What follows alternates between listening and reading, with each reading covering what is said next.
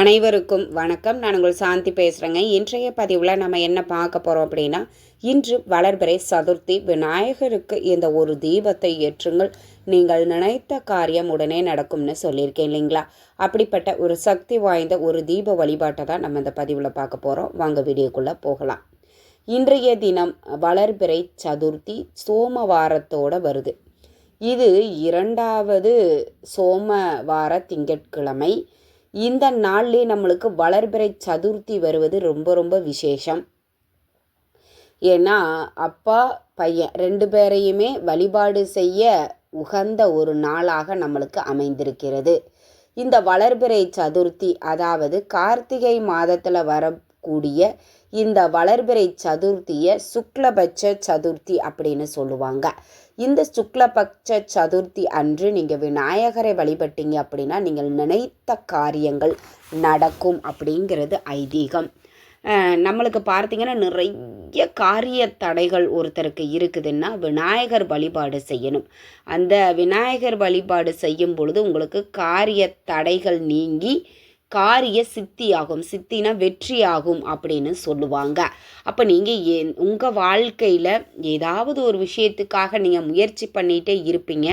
அது ரொம்ப தடையாகவே இருக்கும். அது உதாரணத்திற்கு ஒரு சொந்த வீடு வேணும் அப்படின்னு நீங்கள் இடமோ வீடோ வாங்கிறதுக்கு ட்ரை பண்ணிகிட்டே இருப்பீங்க. ஏதோ ஒரு காரணத்தினால பல தடைகள் அது தள்ளி போயிட்டே இருக்கும். அடுத்தது ஒரு ஜாப்புக்கு நீங்கள் அப்ளை பண்ணியிருப்பீங்க. அந்த ஜாப் உங்களுக்கு கிடைக்காது. அந்த கவர்மெண்ட் ஜாப்புக்கு எக்ஸாம் எழுதியிருக்கிறோம், டிஎன்பிஎஸ்சி எழுதியிருக்கிறோம், ஆனால் எனக்கு தேர்வாகவே மாட்டேங்கிறேன்.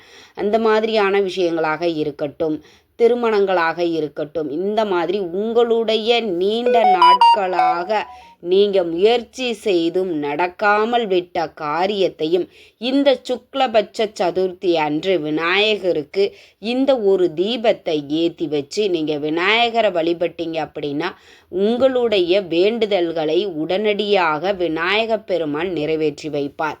கடவுள்லையே ரொம்ப ரொம்ப எளிமையான கடவுள் அப்படின்னா விநாயகர் தாங்க.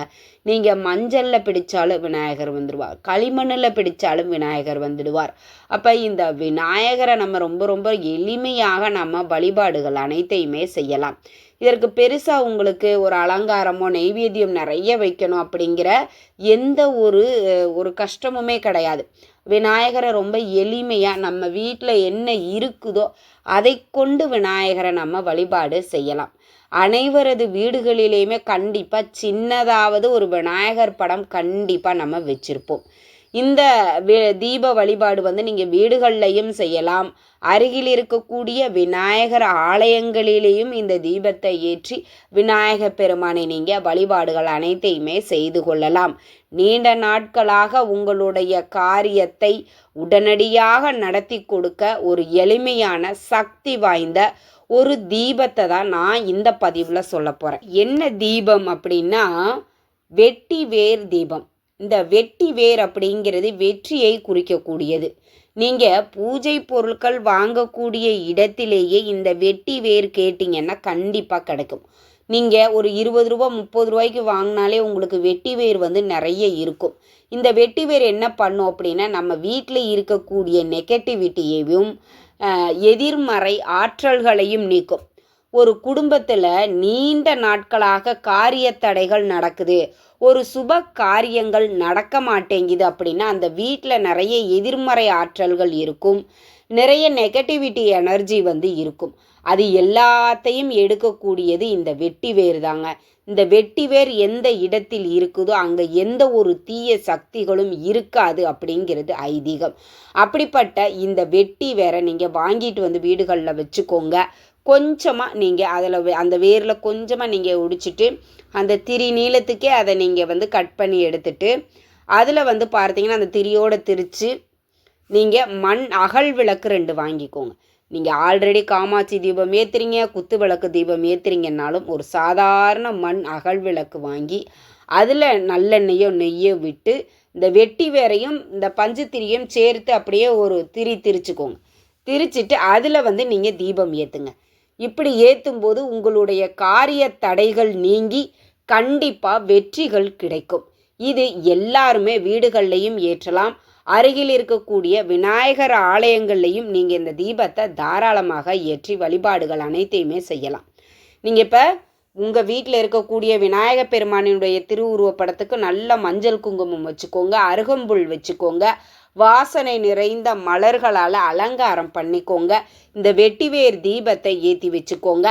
நெய்வேத்தியமாக சுண்டல், கொழுக்கட்டை, மோதகம் எதுவுமே இல்லையா, பொரி உருண்டை, கடலை மிட்டாய், இந்த மாதிரி எளிமையான, ஏன்னா விநாயகருக்கு தின்பண்டங்கள் அப்படின்னா அலாதி பிரியம் அப்படின்னு சொல்லுவாங்க. அப்படிப்பட்ட இந்த தின்பண்டங்களை நீங்கள் நெய்வேத்தியமாக வைக்கணும்.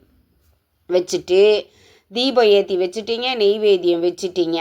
ஓம் கம் கணபதியே போற்றி, ஓம் கம் கணபதியே போற்றி, ஓம் கம் கணபதியே போற்றி அப்படிங்கிற இந்த மந்திரத்தை 108 முறை விநாயகரை நினைத்து பாராயணம் பண்ணிட்டு விநாயகரை மனதார பிரார்த்தனை பண்ணுங்க. என்ன உங்களுடைய வேண்டுதல்களோ அதை எதையாவது ஒரு கோரிக்கையை மட்டும் வச்சு இந்த சுக்லபட்ச சதுர்த்தி அன்று வழிபாடு செய்யுங்க.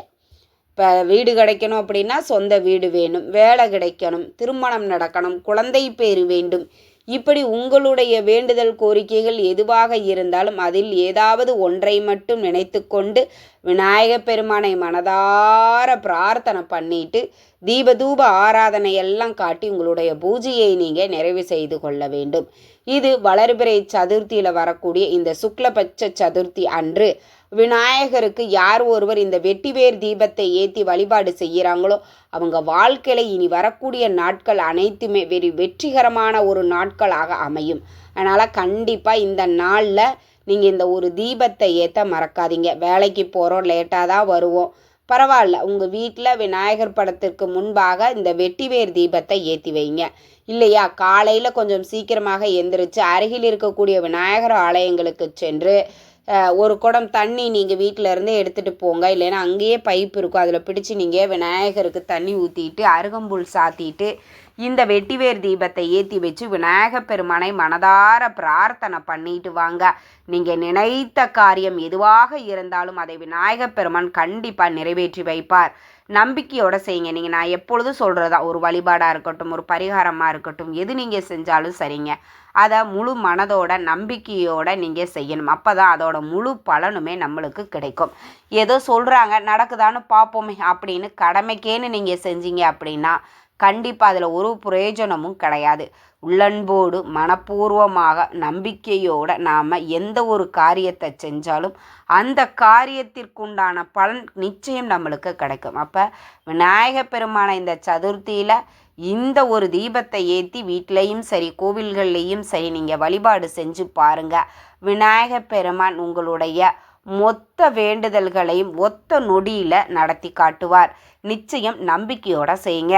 இந்த தகவல் உங்களுக்கு ரொம்பவுமே பயனுள்ளதாக இருந்திருக்கும்னு நினைக்கிறேன். வீடியோ பிடிச்சிருந்தால் லைக் பண்ணுங்கள், ஷேர் பண்ணுங்கள், கமெண்ட் பண்ணுங்கள். இந்த பதிவை உங்களுடைய உற்றார் உறவினர்கள் நண்பர்களுக்கும் ஷேர் பண்ணுங்கள், அவங்களும் பார்த்து பயன்பெறட்டும். நன்றி, வணக்கம்.